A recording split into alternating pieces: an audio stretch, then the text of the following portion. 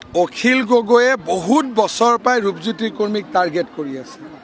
Target কৰিব লাগে হিমন্ত বিশ্ব শৰ্মাক, টাৰ্গেট কৰিব লাগে পীযুষ হাজৰিকাক, টাৰ্গেট কৰিব লাগে ৰঞ্জিত দাসক, টাৰ্গেট কৰিব লাগে চন্দ্ৰমোহন পাটোৱাৰীক। বিচাৰি বিচাৰি ৰূপজ্যোতিকে পায়। ৰূপজ্যোতিৰ লগত কি কথা আছে মই নাজানো আৰু ভিতৰুৱা, পিছত মই ৰূপজ্যোতিক সুধিব লাগিব। অখিল গগৈৰ সদায় টাৰ্গেটটো ৰূপজ্যোতি, কাৰণটো কি মই বুজি নাপাওঁ। বোলে হিতেন গোস্বামীক হৰুৱাম, বোলে আমি সুশান্ত বৰগোহাঁইক হৰুৱাম, ওচৰতে শিৱসাগৰৰ। সুশান্তক টাৰ্গেট নকৰে, কাকো টাৰ্গেট নকৰে, খালি ৰূপজ্যোতিক টাৰ্গেট কৰে। কি কাহিনী এতিয়া ভিতৰৰ, এইটো আপোনালোকে জাৰ্নেলিষ্টসকলে অনুসন্ধান কৰি উলিয়াব লাগে।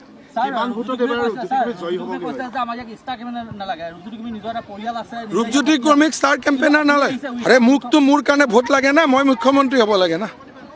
মইতো ৰাইজৰ আশীৰ্বাদ বিচাৰিমেই। এইটো ইলেকশ্যন ৰূপজ্যোতিৰ লগতে মোৰো ইলেকশ্যন হয় নহয়, ৬৩খন জিকিলেহে চৰকাৰ হ'ব। গতিকে মই ষ্টাৰ কেম্পেইনাৰ নহয়, ময়ো এটা কেণ্ডিডেট।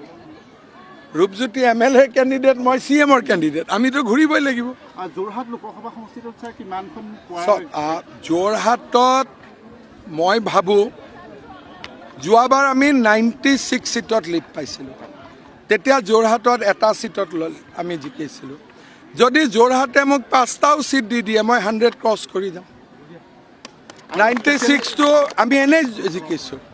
BTADত আমাৰ 2টা ছিট বাঢ়িবই, 95। যোৰহাটত যোৱাবাৰ মই এটাও ছিট পোৱা নাই, মাজুলীক বাদ দি। এইবাৰ যদি 3টা, 4টা, 5টা যিটোৱে পাওঁ মোৰ বনাছ হৈ গ'ল নহয়, তেতিয়া মই 100 পাৰ কৰি যাম। আজি যিহেতু আপোনাৰ ৰোড শ্ব' আছে যোৰহাট LAC, কেনেকুৱা কি আপুনি চাওক, মই ডিব্ৰুগড়ত গৈছোঁ, শিলচৰত গৈছোঁ, তেজপুৰ গৈছোঁ, নগাঁও গৈছোঁ। ডেফিনেটলি যোৰহাট এখন গুৰুত্বপূৰ্ণ স্থান, ঐতিহ্য নগৰী, সাংস্কৃতিক নগৰী, শিক্ষা নগৰী। গতিকে মোৰ ইলেকশ্যন কেম্পেইনটোতো আধৰুৱা হৈ থাকিব যদি মই যোৰহাটত ৰোড শ্ব' এটা নকৰোঁ, হয় নহয়? কাৰণ গোটেইকেইখন মই অহাকালি পৰহি মই তেজপুৰত যাম, গুৱাহাটীত কৰিছোঁ, তেজপুৰ, ডিব্ৰুগড়, নগাঁও, তিনিচুকীয়া, এই গোটেইবিলাকত যদি কৰি মই যোৰহাটত নকৰোঁ, সেইটোতো কেতিয়াও গ্ৰহণযোগ্য হ'ব নোৱাৰে। আল্টিমেটলি অসমৰ বৌদ্ধিক ৰাজধানী বুলি আমি যোৰহাটক কওঁ। সেইকাৰণে আজি আমি যোৰহাটত ৰোড শ্ব' কৰিম, ৰাইজৰ পৰা আশীৰ্বাদ বিচাৰিম। মইতো আৰু ভগৱান নহয়, কিন্তু মানুহৰ যিটো উৎসাহ, সিদিনাখন বৈশা হাবিত উদ্যমিতা বিলাওঁতে ইমানেই মানুহ আছে, কিবা এটা স্কিম দিওঁতে ইমান অহা, আৰু বিনা স্কিমত অহা, একেটাই জেগা, একেটাই পেণ্ডেল, একেবোৰ মানুহ। সিদিনাখন ইমান উৎসাহো নাছিলে। তাৰমানে এইবাৰ ৰূপজ্যোতি কৰ্মী এটা বিপুল ভোটত বিজয়ী হ'ব গৈ আছে বুলি মই ধাৰণা কৰিব পাৰোঁ। কিন্তু আপোনালোক জাৰ্নেলিষ্ট, মোতকৈ আপোনালোকে বেছি জানিব। অখিল গগৈ হ'ল চুমা বাবা, গতিকে মৰিয়নিখন চুমা বাবা নবনাব।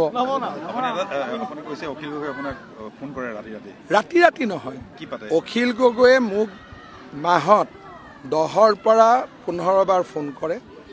যিদিনাখন এলায়েন্স হৈছে তাৰ আগদিনাখনো মোক পীযুষক 10 মিনিট আমাৰ লগত কথা পাতিছে। সুখ দুখৰ কথা পাতে, ভাল বেয়া, ৰাজনীতিৰো কথা পাতে, কি হ'ব কি নহ'ব। এটা পাৰ্চনেল টাচ আছে, কিন্তু তেওঁ কেতিয়া কি কৰে একো ঠিক নাই। এই মাত্ৰ যদি লাইভত হাঁহে, অলপ পিছতে কান্দিব, অলপ পিছতে ক'বাই জহনি জহনি এনেকৈ মানুহৰ গালি গালাজ কৰে।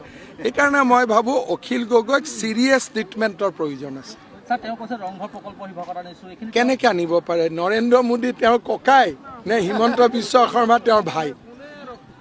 ৰংঘৰ প্ৰকল্পত টকা যদি পাকিস্তান গভৰ্ণমেণ্টে দিছে, ডেফিনেটলি তেওঁলোকে আনিছে। যদি ভাৰত চৰকাৰ, অসম চৰকাৰে দিছে, তেতিয়াহ'লে তেওঁ নৰেন্দ্ৰ মোদী বা হিমন্ত বিশ্ব শৰ্মাৰ ভাই ককাই কিবা এটা হ'ব লাগিব, হয় জানো?